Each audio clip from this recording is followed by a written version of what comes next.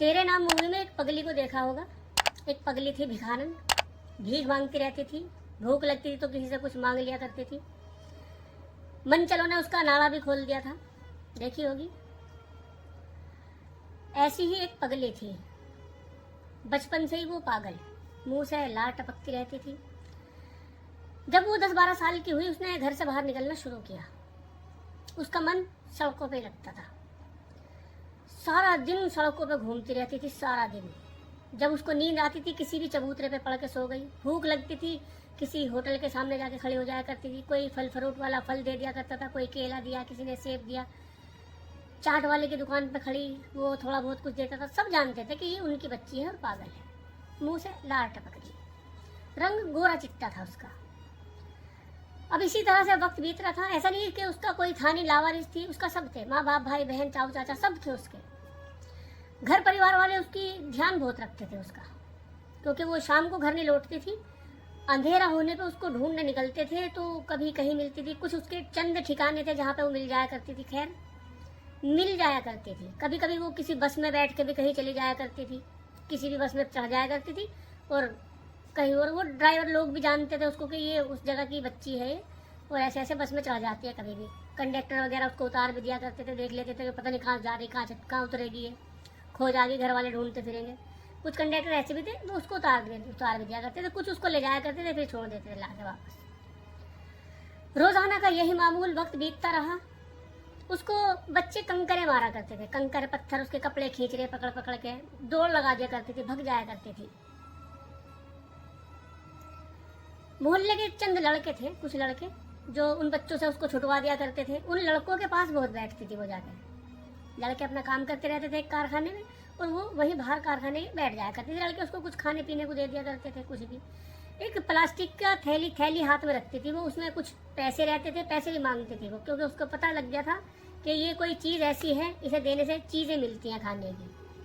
उस प्लास्टिक की थैली में पैसे रखती थी, कुछ टॉफी बिस्कुट वगैरह, ये खाने पीने की थोड़ी थोड़ी चीज़ें उसमें भरी रहती थी उसकी।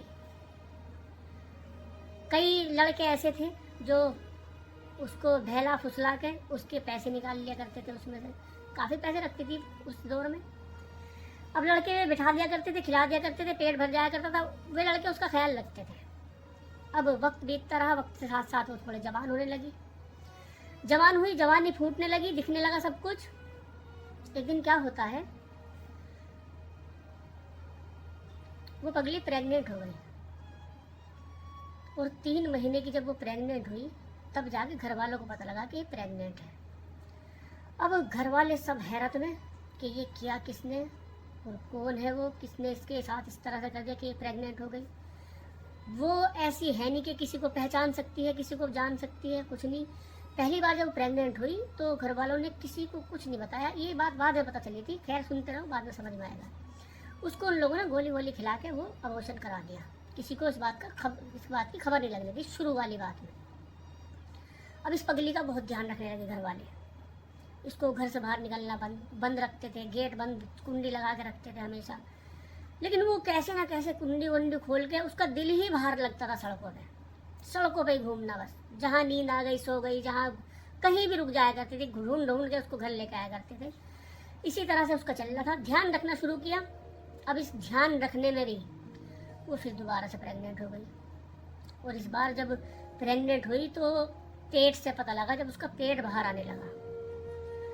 अब पागल लड़की के साथ ये कौन क्या कर रहा है, कौन इतनी घिनौनी कृत्य को अंजाम दे रहा है।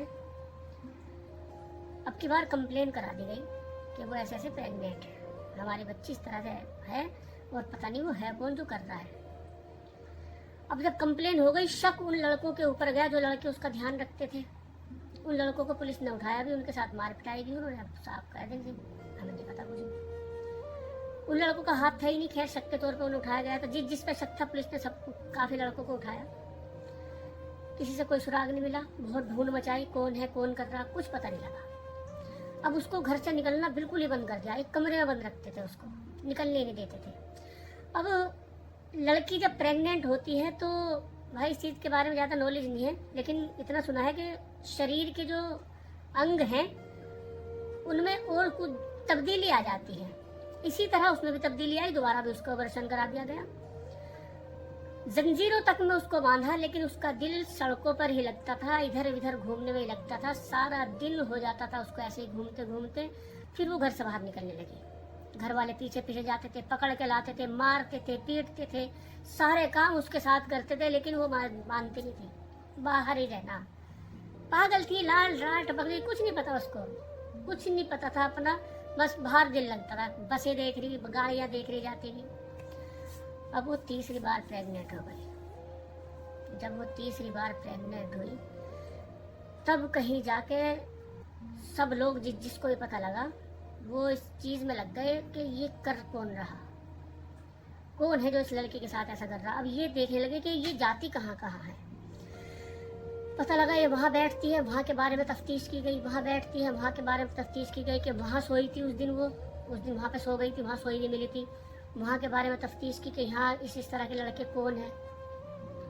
कुछ पता नहीं लग रहा, कुछ भी पता नहीं लग रहा, परेशान हो गए। अब जिन लड़कों के ऊपर सबसे ज्यादा शक था, और शक भी ये नहीं कि घर वालों को ही, मोहल्ले वालों को भी उन लड़कों के ऊपर शक था, जिन लड़कों के पास वो ज्यादा बैठती थी, कि कहीं ना कहीं इन लड़कों का इसमें हाथ है।